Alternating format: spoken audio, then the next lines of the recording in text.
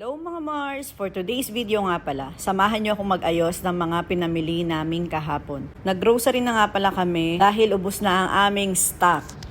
Pang 1 month na nga pala yung pinang-grocery namin, kaso minsan hindi umaabot ng 1 month. 2 weeks lang, ubos na agad. Diyan nga pala nakalagay yung mga pagkain na pampa-UTI at pampa-diabetes tulad ng chichirya at saka chocolate. Diyan din nakalagay yung biscuits at kung anik-anik pa. Pasensya na mga Mars, hindi organize ang ating pantry. Dito naman tayo sa rep mga Mars maglagay ng mga pinamili. Ayan, naglagay ako dyan ng soya milk, ng chocolate drinks at saka ng Yakult. Pasensya na mga Mars, hindi din organize ang aming ref. Dito naman tayo sa freezer maglagay. Ilagay na natin yung mga frozen products. Tulad ng ice cream at ang mga frozen na karne. Maliit nga lang pala yung rep namin mga Mars, kaya kapag namili kami, siksikan sila dyan.